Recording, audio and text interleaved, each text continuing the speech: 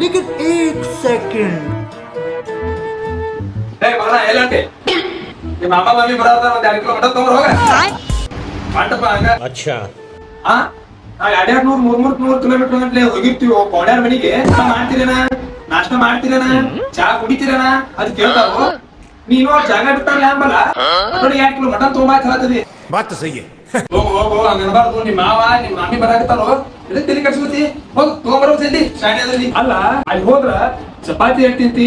rice ಎಟ್ ತಿಂತಿ ಹೊರನ ಎಟ್ ಕುಡಿತಿ ಇಷ್ಟೆಲ್ಲ ಕೇಳ್ತಾರೋ ಅಲ್ಲ ಅವ್ನು 200 ಕಿಲೋಮೀಟರ್ ಗಂಟ್ಲೆ ಹೋಗಿರ್ತೀವಿ ನಾವ ಹೋಗುತ್ತಾರ ಇಲ್ಲ 108 ತರ ಕ್ವಶನ್ ಕೇಳ್ತಾರೋ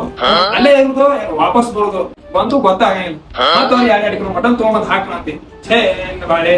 ಇಲ್ಲ ಅವರು ಹಂಗ್ ಮಾಡ್ತಾ ಇರ್ತೇವೆ ನಾವು ಹಂಗೆಲ್ಲ ಮಾಡಕ್ ಬರ್ತಾನೆ ಈಗ ನೀನು ಹೋಗ್ತೀರ ನಾನು ಹೋಗಿ ಬರ್ಲ ಹೋಗಂಗಿಲ್ಲ ನೀನು ಹೋಗಿರೋ ಹೋಗು ತಗೊಂಬಾ ಸಕರ್ ಬಿಡು ಆಯ್ತಾ ಹಂಗಾದ್ರ ನೀ ಹೋಗ್ಲಿಕ್ರ ನಾಳೆ ಹೋಗ್ರು ಮತ್ತ ರೊಕ್ಕ ಆಯ್ತಾ